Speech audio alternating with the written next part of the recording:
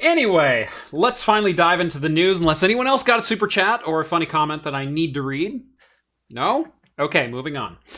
Logitech says gaming should be for everyone. It's time for gamers to wake up. No matter what your gender. You can be either gender. It doesn't matter. Yeah. I chose my words very carefully there. Speaking I as think Logitech. you executed the joke better previously. But... I did.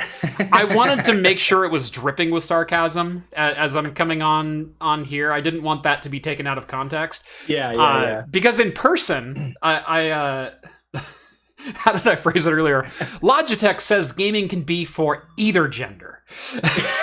yeah. We're talking about how we're getting ahead of ourselves with the story. You guys got to see this. Yeah. So Logitech has their new Aurora gaming lineup. It's supposed to be quote unquote gender inclusive. Yep. And their words. Laughing. Their words. Yeah, exactly. And people are having a good laugh about it because like it's just kind of the same Logitech crap with like a more it's pastel. It's pastel colors. It's pastel and slightly smaller. Rather than they're just like manly black color. You know, here we have a softer color palette and other things. Right. And it's more expensive. Yes. It's the same Logitech crap, but more expensive. Right. They say we're creating a new line called the Aurora Gaming Accessories, and they are gender inclusive because gaming takes place with any gender. But here's the deal. They're doing the same tired old thing that corporations and accessory makers do whenever they go, girls exist? Yeah. They go, let's make all of our accessories 95% size, make them cute pastel blues and yellows and pinks, but we're going to charge $30 more because we need to make better margins on this product than we would for the mass products that we would sell to men. And so where they're trying to come off as like, you know, woke for the gamer crowd, it comes off as completely tone deaf. It's in like my pandering, opinion. It's tone deaf. I mean, this is like that whole Bo Burnham sketch in Inside where he's just like pandering, yeah. Or when he's doing the whole thing, like, you know, join Bugles in the war on Lyme disease, you know, type thing. I tell them that you're against racism. In theory. This is that, you know. Mm-hmm. It's like it took a whole freaking corporate board meeting and they go, hell, why don't we like create a lineup that looks like ladies will want to use it? And we'll say it's gender inclusive. Right. And then some guy stands up and he's like, yes, that way both genders, both of the recognized genders in this boardroom get representation in the Logitech lineup. You assume there's female representation. That's cute. Well, I meant recognized by the board members. Okay, there you go. Anyway. So it's like, you're right. What is the opposite of what we have? I don't know. Let's just make it look girly. Right. Yeah. Not that it looks girly, but like also it just legitimately looks like, you know, they're like, it's the same trope that you've seen trotted out time and time again for, you know, being inclusive, like the Lego Friends stuff. It's cats and dogs and taller girls with long flowing hair and pastel Legos. That's the Lego Friends collection, and it's like, no, girls can play with Legos too. See, we made a line. It's like my girls play with like Marvel and Star Wars Legos. Yeah, exactly.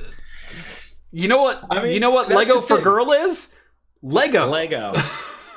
Which is like the genius thing about Legos, right? Like, I'm not saying like it was necessarily like a marketing move or whatever, but like Lego has always like touted itself as like, it's like the engineer's toy, right? Right. And like knowledge and interest and all of this doesn't know a boundary like that. Like, of course it's going to be for everyone. Like, right. I don't know. I mean, it's just hilarious, but we had a good laugh about this when we saw it. And Jeff just killed me with that both genders joke. Either gender. Either gender. Either Yeah, gender, yeah. yeah. You're right. You're right. They didn't say all genders. They said because gamer can be either gender. Right. Just like the most like faux woke corporate America thing that you could like, and they're like, it's like they're halfway there. If it was 1998, you know, like. Yeah.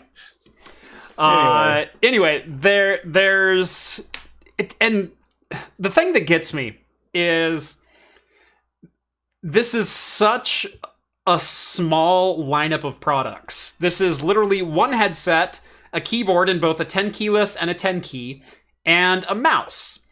And they're all aiming for the same thing. They're lightweight, they're slightly smaller than their traditional gamer alternatives, and they are insanely expensive for what they are. Right. The one that kills me is the headset. Yeah, it's $30 more. So yeah, it's a G735 wireless headset, and it comes with legitimately good hardware. It's got it's got the Blue Voice microphone, it's got voice modulation built in, it's got 2.4 gigahertz wireless connectivity, 56 hours of battery life. Like, you can save presets, baby. And it saves presets to the headset. So if you want to play on I know girls don't have multiple PCs, but you know, you can transfer it to multiple PCs if you really wanted. Kidding, by the way. By the way, craft computing understands that sometimes girls have more than one PC. Right. We're an equal opportunity, you know, discriminator. Anyway, this headset with a little bit of RGB is $230.